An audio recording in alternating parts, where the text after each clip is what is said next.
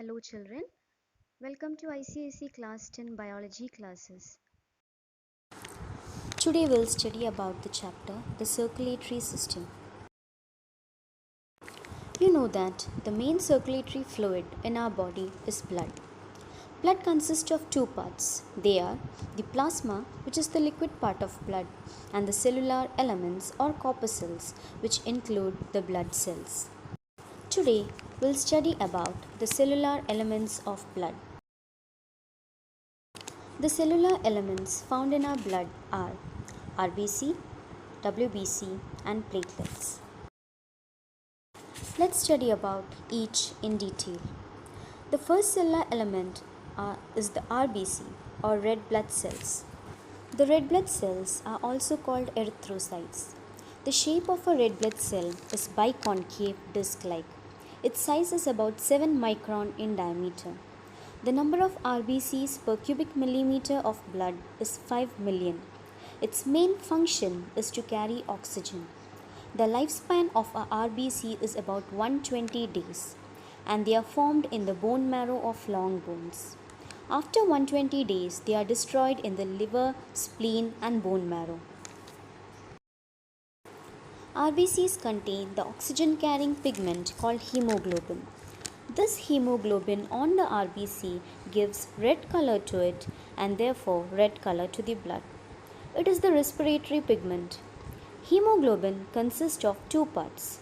They are hemin, the iron part, and globin, the protein part. Hemoglobin also has a strong affinity towards carbon monoxide. Hemoglobin combines with carbon monoxide, forming a stable compound called carboxyhemoglobin. That is, if we inhale carbon monoxide, hemoglobin combines with this carbon monoxide and reduces the efficiency of hemoglobin to carry oxygen to our tissues. This may lead to a life-threatening condition in our body. This is the structure of a hemoglobin. Each hemoglobin molecule can carry 4 molecules of oxygen. Next, we'll study about the white blood cells or WBCs. The WBCs are also called leukocytes. The shape of a WBC is amoeboid, that is, it doesn't have a particular shape. There are about 4,000 to 8,000 WBCs per cubic millimeter of blood. The main function of WBC is body defense, that is, it kills the germs which enters into our body. The lifespan of a WBC on an average is about 2 weeks. WBCs are formed in the bone marrow, lymph nodes, sometimes in the liver and spleen. WBCs are also destroyed as the same manner as that of RBCs. We have already studied that WBCs help in body defense. WBCs protect our body from germs and other foreign substances in 3 ways. One is phagocytosis, that is, by engulfing bacteria. Phagocytosis is the process of engulfing bacteria by WBC to destroy them. The next function of WBC is inflammation. When you get an injury, you might have noticed redness, swelling, and slightly high temperature in the region. You might have also noticed some liquid oozing out of the wound. This is called inflammation. This is a mechanism of our body to destroy the germs entering through our wound. You know that skin is an impermeable membrane and does not allow any germ to enter into our body. But when there is an injury or a wound, germs may enter into our body through that wound. So diapedesis occur in this region and more WBCs migrate towards this region and start engulfing the bacteria and destroying them. And as a result of that, serum, which contains dead cells and dead bacteria, comes out of the wound. This whitish or yellowish color liquid oozing out of the wound is called pus. The last function is formation of antibodies. There are different types of WBCs. One among them is the lymphocyte. Lymphocytes produce antibodies. Antibodies are chemical substances which kill or neutralize the germs or the poisons from these germs. Now let's study about the types of WBCs. WBCs are broadly classified into two. They are granular and non-granular. They are classified on the basis of presence or absence of granules in their cytoplasm. That is, the granular WBCs contain granules in their cytoplasm and non-granular WBCs do not contain any granules in their cytoplasm. Let's study about the granular WBCs. The first one is neutrophil. About 62% of the WBCs found in our body is neutrophil.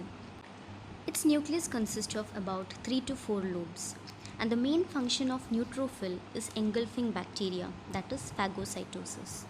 The next WBC is eosinophil. It constitutes about 2.3% of the total WBC count. Its nucleus consists of 2 lobes and its function is engulfing bacteria, secreting antitoxins, and it is also associated with allergies. Next WBC is basophil. It is the least abundant WBC, about only 0.4% of the total WBC count. Its nucleus is large and indistinctly lobed. They release chemical called histamine for inflammation, which dilate the blood vessels. Next we move on to the non-granular WBCs. The first one is lymphocyte. It constitutes about 30% of the total WBC count. It's one of the smallest WBCs and it consists of a single large nucleus. Its main function is to produce antibodies. The next non-granular WBC is the monocyte. It constitutes about 5.3% of the total WBC count. Its nucleus is large and kidney-shaped. At the site of infection, it transforms into macrophages. It ingests germs. All the WBCs are formed in the bone marrow. The lymphocytes are also produced in the lymph glands such as spleen, tonsils, etc. Next we'll study the last blood cell, which is the blood platelets. It's also called thrombocytes. The shape of a blood platelet is oval or round. The number of platelets per cubic millimeter of blood is 2 lakh to 4 lakh. The main function of blood platelet is to initiate blood clotting. The lifespan of a blood platelet is about 3 to 5 days. It's usually formed in the bone marrow from special cells called megakaryocytes. They are usually destroyed in the spleen. Next we can study about the process of blood clotting. When a blood vessel is cut, blood escapes from it, but soon a clot is formed on the wound and the flow of blood is stopped. If it does not happen, the person may even bleed to death. Blood clotting is also called coagulation. It occurs in a series of steps.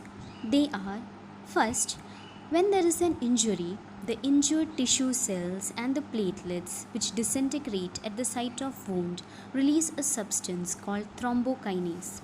Thrombokinase is also called thromboplastin, factor X or Stuart factor.